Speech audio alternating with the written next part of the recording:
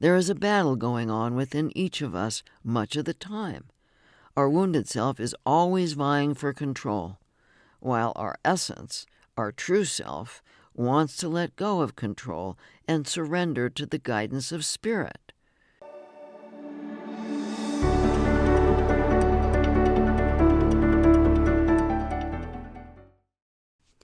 Hi, everyone. Dr. Margaret Paul here, and welcome to the Inner Bonding Podcast. As many of you know, Dr. Erika Chopich and I, with the help of our spiritual guidance, created the inner bonding process 40 years ago. The foundation of inner bonding is our intention. And I don't know if you know this, but inner bonding is the only therapeutic modality that centers on the concept of two core intents in any given moment: the intent to control and the intent to learn about love. The essence of our free will is our ability to choose our intent. However, in order to be able to choose your intent, you need to be conscious of your intent in the moment. And this is where you might be getting stuck, because if your intention is consistently to try to have control over getting love, attention, or approval, and avoid the pain of disapproval and rejection, or the pain of the existential feelings of life, such as loneliness, grief, heartbreak, and helplessness over others and outcomes, rather than to learn to be loving to yourself and others, and you are not aware of this, you will make no real progress regarding healing your false beliefs that result in getting stuck in your life and stuck in emotional pain. The challenge is to know when you are open to learning about loving yourself and others, and when you are protecting, avoiding, and controlling. For example, many people spend much time thinking about things over which they have no control, such as the past, or how to get someone to react a certain way. Ruminating about these things is a form of control. The wounded self believes that if we think about something enough, or judge ourselves enough, we can have control over others and the outcome of things. The wounded self often has a major false belief that says, my feelings of anxiety, depression, guilt, shame, anger, emptiness, aloneness, jealousy, and so on are coming from a person or situation, not from what I'm telling myself or how I'm treating myself from my wounded self. But these are the wounded feelings that come from self-abandonment, as opposed to the painful existential feelings of life, such as the loneliness, grief, heartbreak, sorrow, helplessness over others and events, and fear of real and present danger.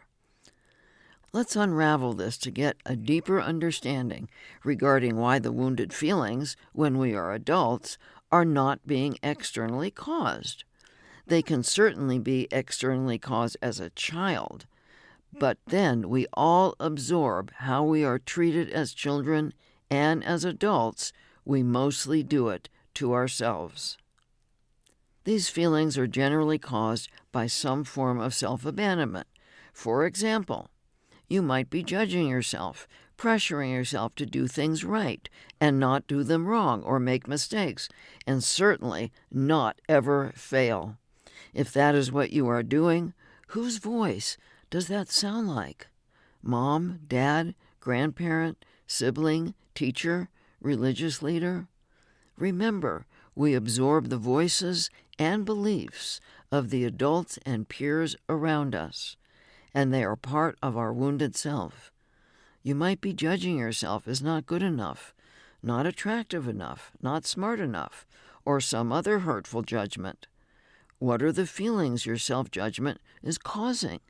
Anxiety, depression, shame, stress, anger, aloneness, emptiness, jealousy? Tune in right now and notice the feelings caused by self-judgment. Are you aware of your intent when you are judging yourself? Are you being honest with yourself about your intent? Self-judgment is always a form of control. Your wounded self believes that by judging yourself, you can get yourself to do things right, and doing things right, whatever that means to you, is one way the wounded self believes you can control others and get their approval. Yet what self-judgment really does is cause anxiety and other wounded feelings, and these feelings are letting you know that you are abandoning yourself. Self-judgment is certainly not kind and loving. Here's another example. You might need to make a presentation, and your inner child is worried that you won't show up for it as a loving adult, or you need to have a difficult conversation with someone, and you're putting your young or adolescent wounded self in charge, rather than your loving adult. If this is the case, you will likely feel very anxious. Your anxiety isn't about the presentation or the conversation. It's about your inner child fearful that you will abandon yourself in the presentation or conversation. You might be making a partner responsible for whether you feel worthy or safe, handing your well-being over to another person. If you are doing this, you might feel empty, angry, and alone. You might be ignoring your feelings, and your inner child, your inner guidance system, is anxious because he or she has important information for you, and you are ignoring your gut feelings by staying focused in your mind or numbing out with various addictions. Your inner child might be feeling anxious, alone, empty, or angry for being left so alone. These are some of the ways you might be abandoning yourself that might be causing anxiety, depression, emptiness, aloneness, or any other of the wounded feelings. Your inner child might be angry at you for the ways you abandon yourself. And if you believe that your anger is because of something someone else is doing or not doing, then you are stuck blaming with no intention to learn about how you are treating yourself. Are you aware of your intention when you are doing any of these things?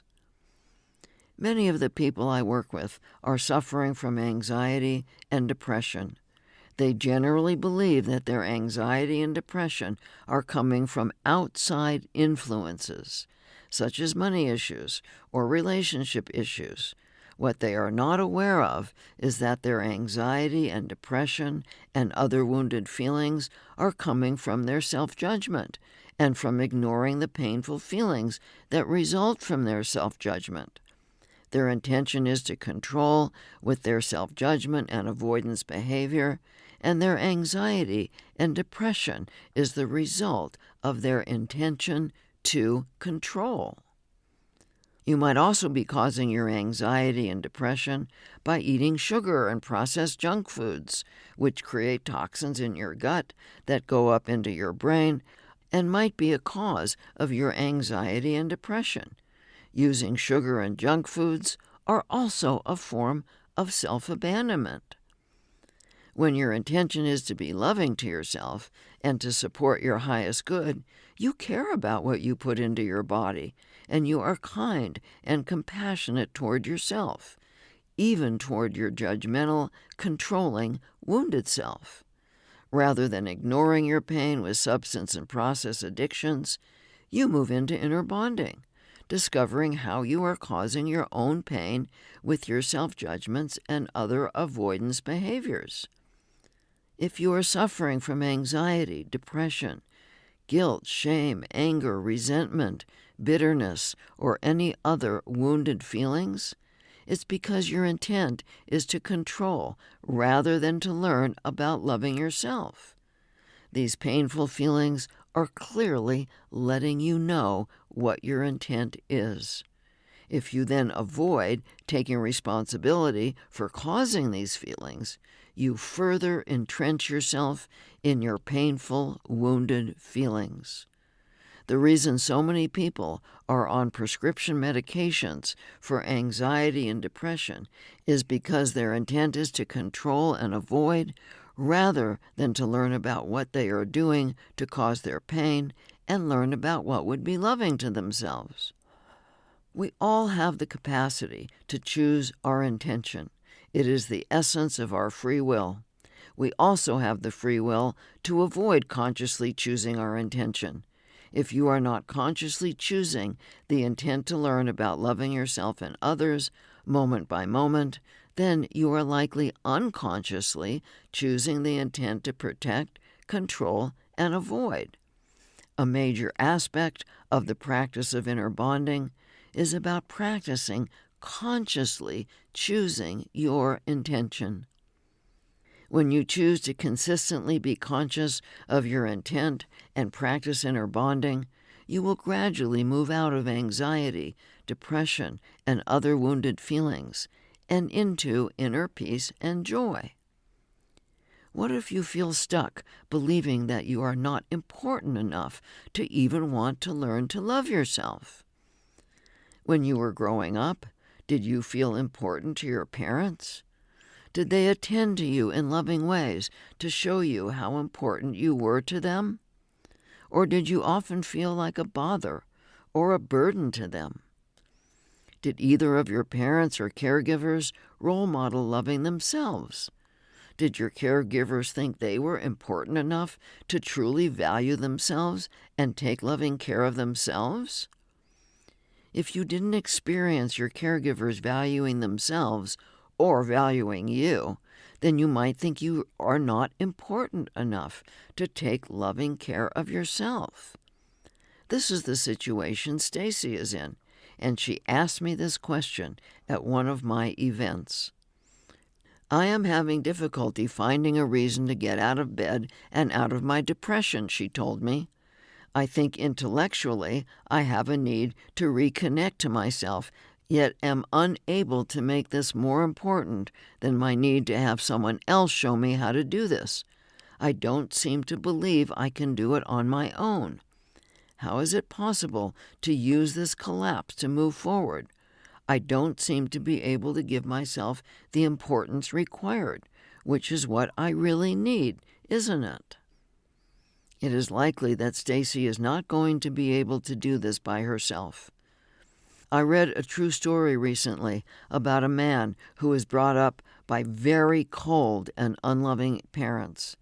This man became part of a study that followed him through from college to his death in his 80s, researching happiness and success. Early in the study, the researchers stated that this man was so unhappy and depressed that it was unlikely he would ever lead a fulfilling life. Then, in his mid-30s, after attending medical school but still being extremely unhappy and disconnected, he got TB and was in a sanitarium for over a year. While in the sanitarium, he received much loving kindness from the hospital staff. It was the first loving kindness he had ever experienced, and he emerged from his hospital experience a completely changed man. He went on to get married, have children, create a loving family, have a successful medical practice, and feel much joy in his life.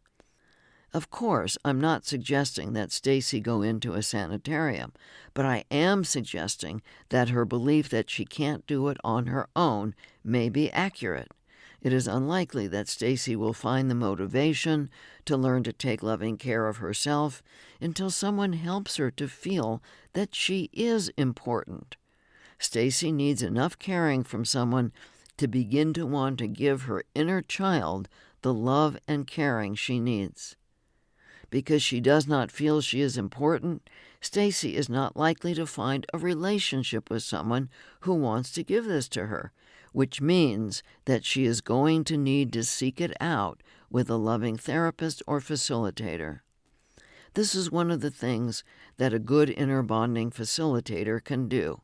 He or she can help people like Stacy to discover their beautiful essence, their incredible inner child, who they really are as a spark of the divine, so that they feel motivated to take loving care of themselves.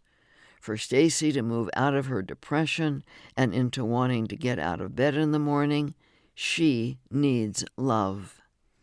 Ultimately, she needs to be able to bring that love to herself by connecting with her spiritual guidance. But until she can do that, she needs another's love to help her discover herself. This is what happened to the man who went into the sanitarium. He felt loved for the first time in his life, which enabled him to love himself and others. If you find you are stuck and you can't do inner bonding yourself, then please give yourself the gift of reaching out for help. Help is here for you. There is a battle going on within each of us much of the time. Our wounded self is always vying for control, while our essence, our true self, wants to let go of control and surrender to the guidance of Spirit. In those moments that we are truly open to learning with our guidance, we feel the love, peace, and joy of Spirit flowing through us. We feel the power that comes from being in the flow. Yet for many people, these moments are fleeting and difficult to get back to or sustain.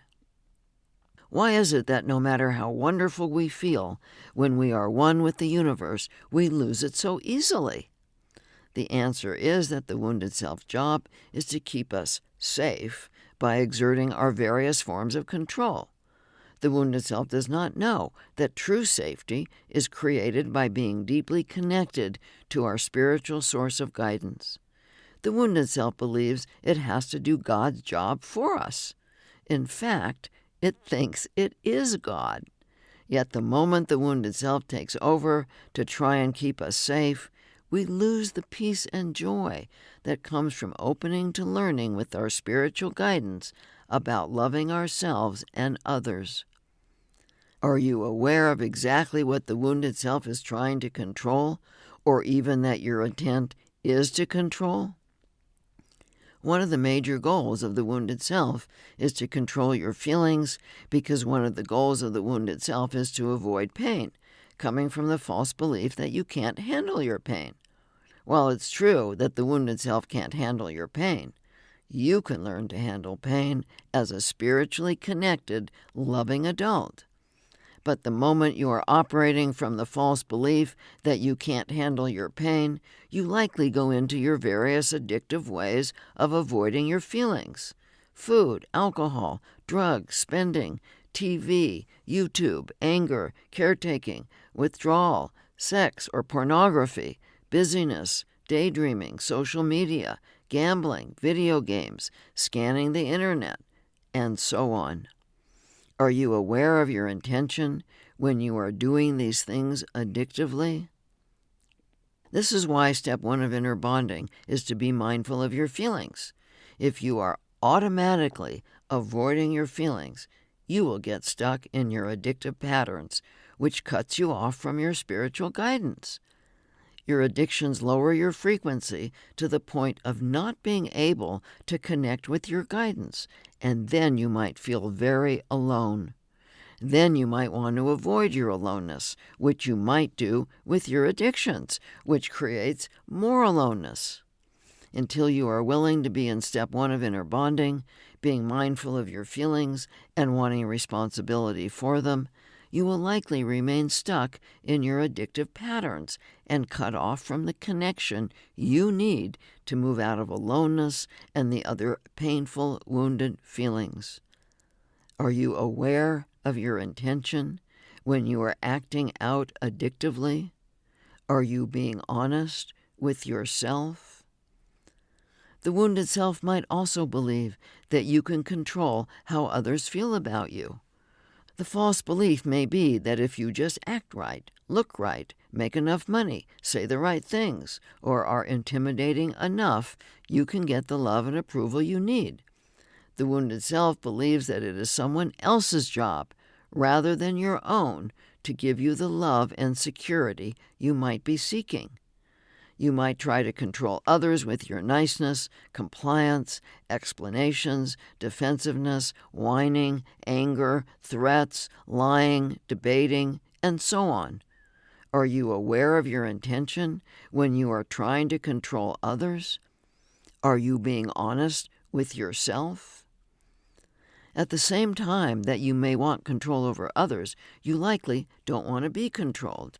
So you might want control over not being controlled. You might try to avoid being controlled by resorting to resistance, procrastination, withdrawal, lying, anger, explanations, and defensiveness.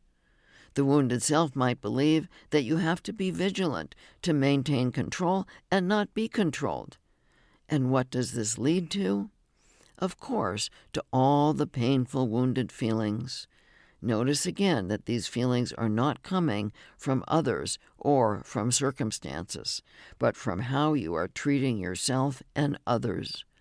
Are you aware of your intention when you are trying from your wounded self to avoid being controlled rather than setting loving limits with your loving adult?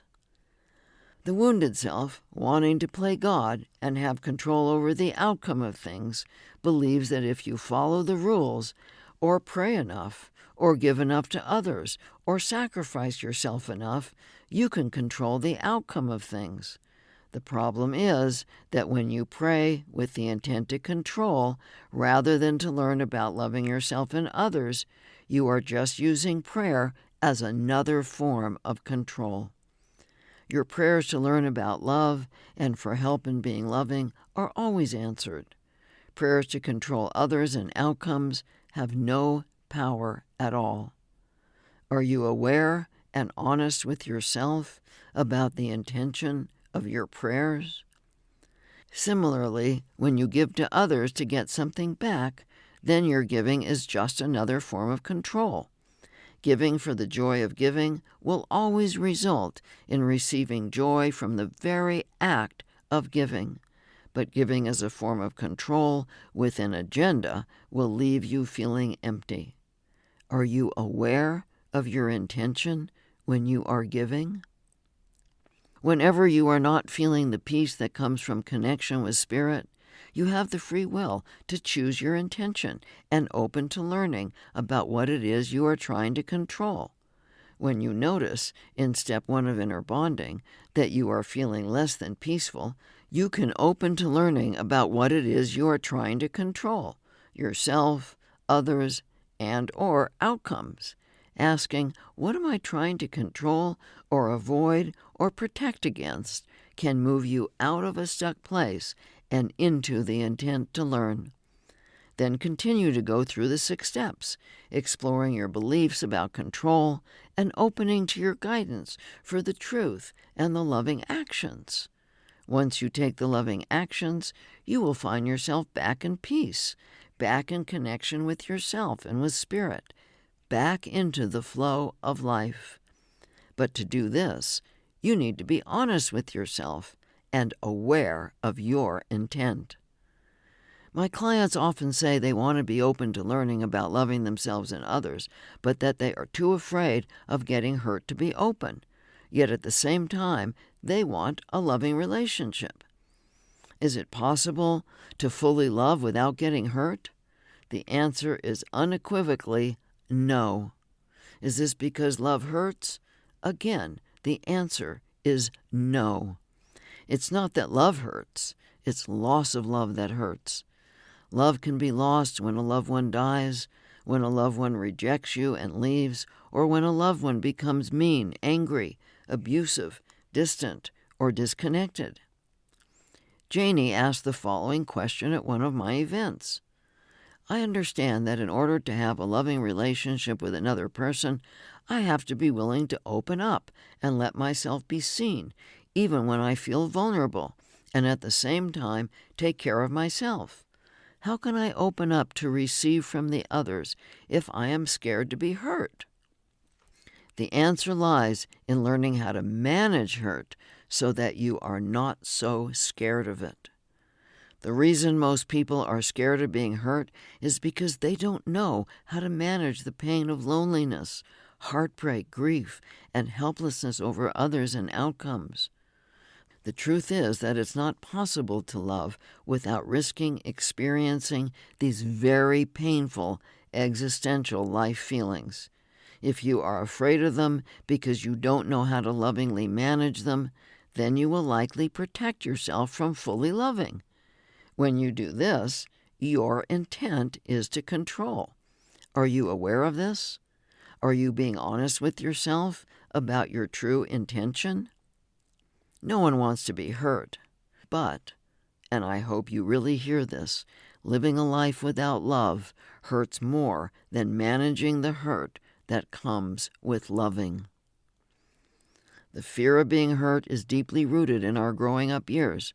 I've never met anyone who was not hurt by parents, siblings, friends, schoolmates, teachers, or religious leaders. For most people, childhood was filled with many hurts. As little children, we were too small to manage these hurts, so we learned to close our heart and stay in our head to avoid the pain. It's all we knew to do.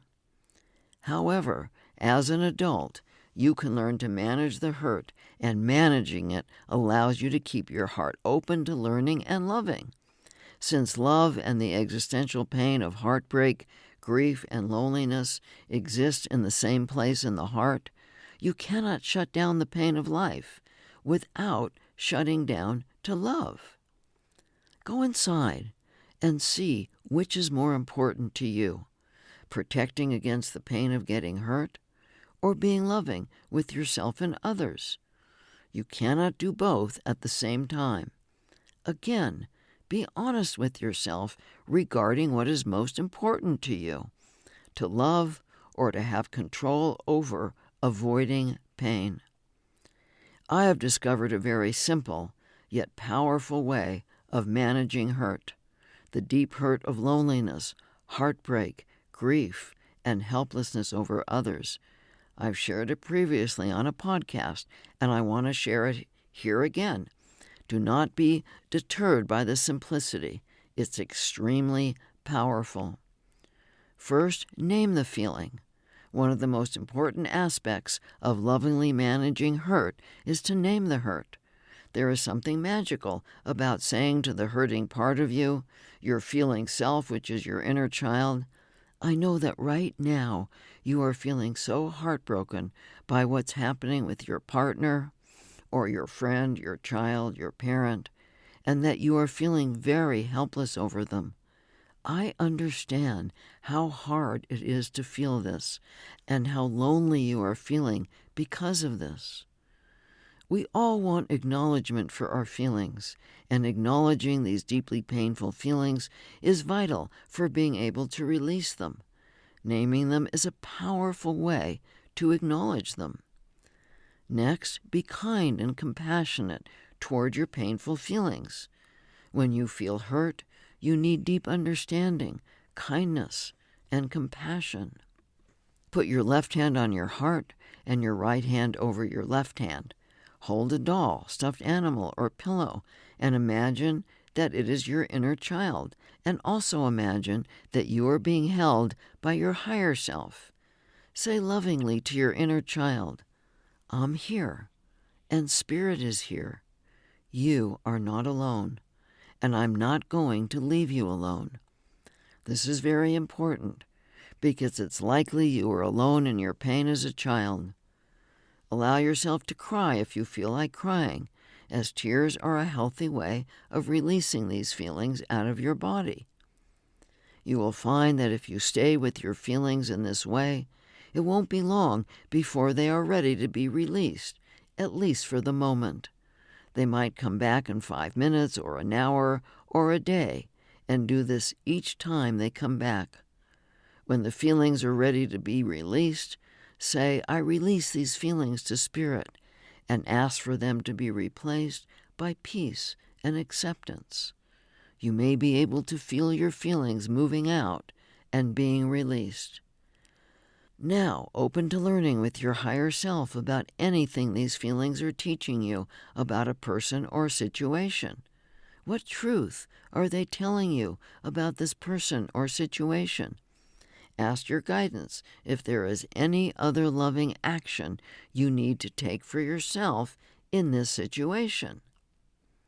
Accept whatever truth you learn about and take whatever loving action you need to take, and then notice how you feel. Notice that you likely feel clearer and released, and that this didn't take long at all. Notice that you can manage your painful feelings, and that you no longer need to be afraid of the pain of loving yourself and others. Becoming adept at this process of managing the painful feelings of life will go a long way toward helping you to be honest about your intent and to consciously shift your intention from controlling to loving.